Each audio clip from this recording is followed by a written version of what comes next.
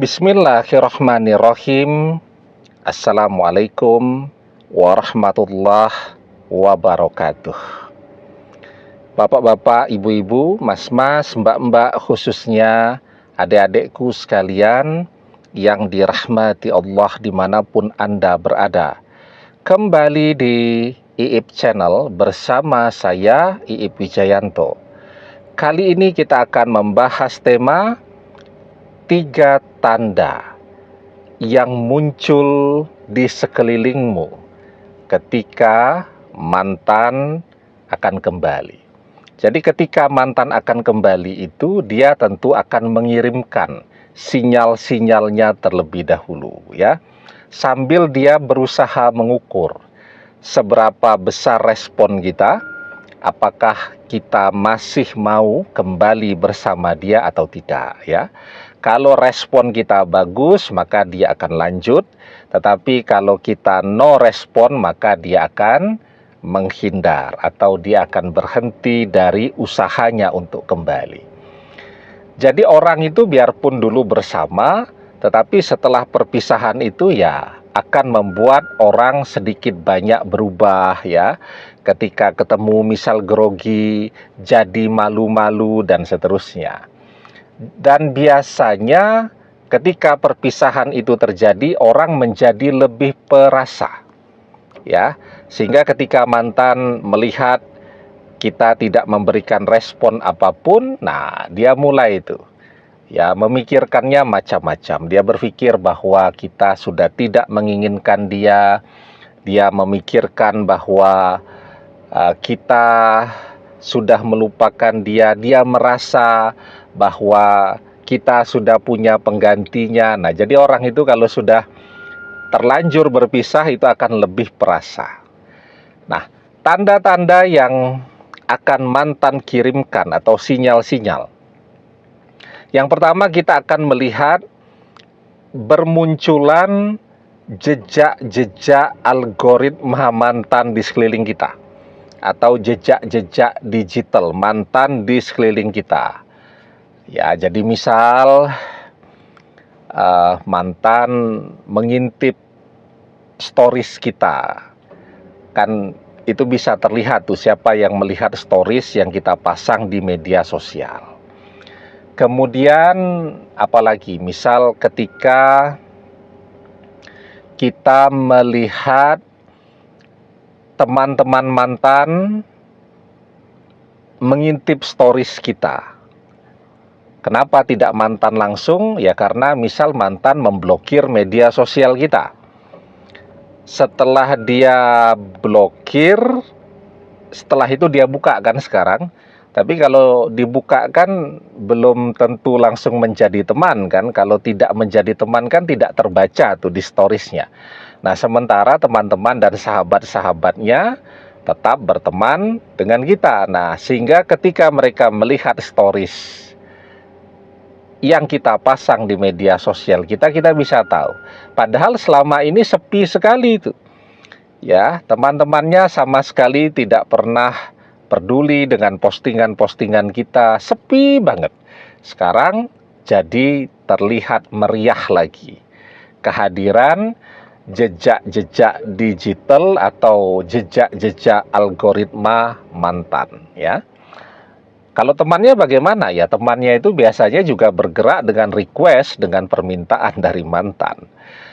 Yang kedua, ketika mantan akan kembali, sinyal yang akan dia kirimkan kepada kita akan ada pertemuan-pertemuan yang sepertinya tidak disengaja.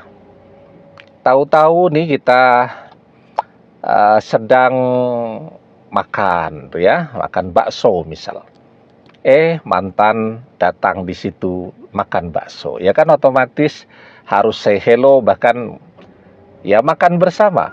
Sepertinya tidak disengaja. Ya, padahal itu disengaja oleh mantan. Jadi dia tadi ya, melalui misal akun media sosial teman-teman sahabatnya kan dia memata-matai kita tuh. Nah kan orang sering tuh. Baru pesan makanan sudah diposting tuh, sudah muncul di stories. Kemudian temannya bilang, kita sekarang sedang makan di sana. Nah, mantan langsung meluncur tuh. Jadi seperti tidak disengaja. Atau kita misal mau besok belanja, sore hari kita sudah posting ya, besok rencana belanja ke mall ini begitu ya, dan seterusnya dan seterusnya. Besok pagi saya mau belanja, mau beli ini, beli itu. Nah, jadi ketika kita menyebut besok pagi kan mantan sudah tahu kebiasaan kita. Jadi dia tahu tuh dari media sosial kita. Sehingga ketika kita belanja, tahu-tahu papasan dengan mantan. Nah, jadi begitu, akan ada banyak pertemuan-pertemuan yang sepertinya tidak disengaja, tetapi sesungguhnya mantan sengaja tuh berusaha untuk ketemu kita. Kita lagi bersih-bersih nih di depan rumah, kan biasa orang nyapu-nyapu di depan gitu kan, nyapu jalan di depan rumah. Tiba-tiba mantan lewat. Ya, dia tersenyum walaupun mungkin masih tidak berhenti ya, cuman dilewati saja, tapi dia tersenyum. Dia menunjukkan bahwa dia hadir, bahwa dia sekarang ada di dekat kita. Ya sepertinya tidak disengaja ya.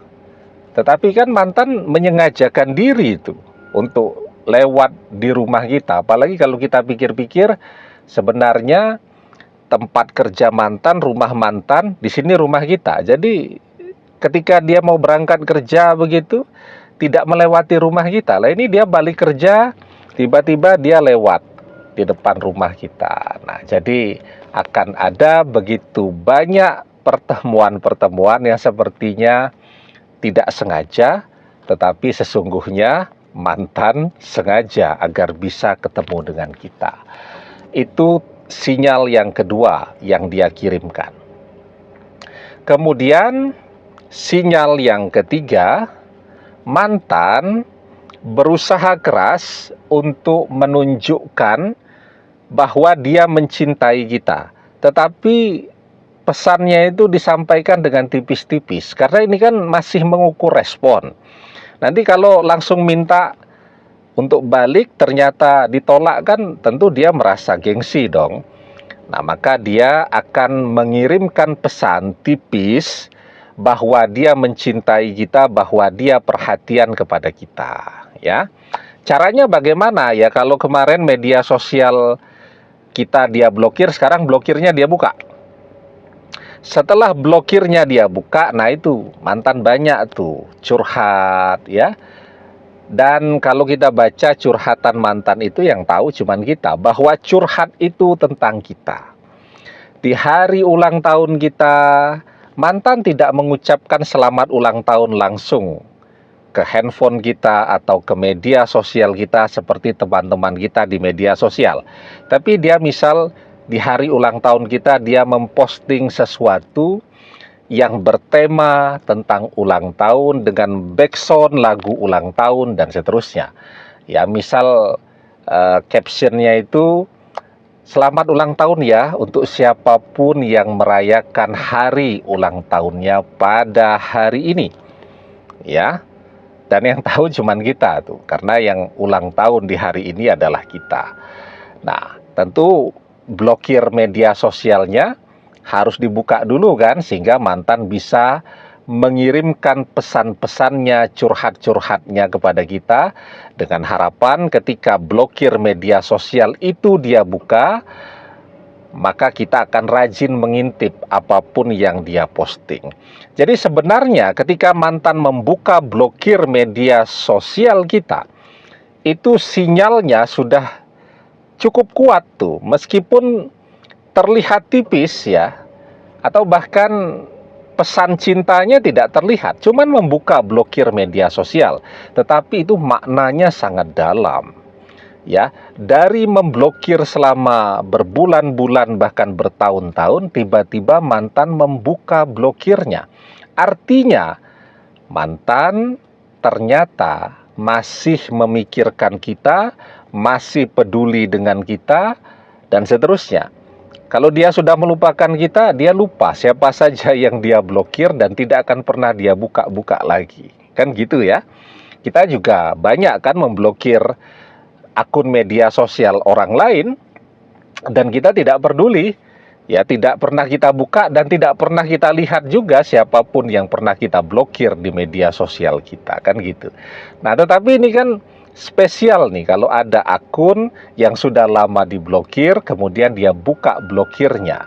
Ditambah lagi tadi, mantan banyak curhat tentang kita, berusaha ya menunjukkan bahwa dia ingat kepada kita, bahwa kita selamanya adalah orang yang istimewa di dalam hatinya.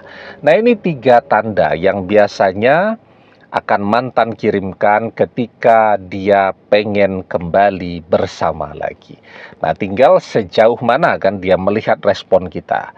Kalau respon kita antusias, maka dia akan lanjut, tetapi kalau kita no respon, ya dia akan minggir dengan sendirinya.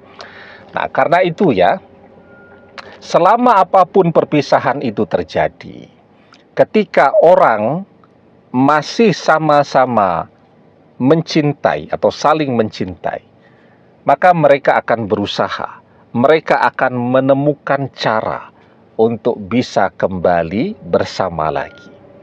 Almar'u ma'a man ahabba wa anta ma'a man ahbabta. Seseorang akan bersama dengan orang yang ia cintai, dan engkau akan bersama dengan orang yang engkau cintai. Demikian, semoga bermanfaat. Wallahu a'lam bissawab, billahi taufik wal hidayah. Assalamualaikum warahmatullahi wabarakatuh.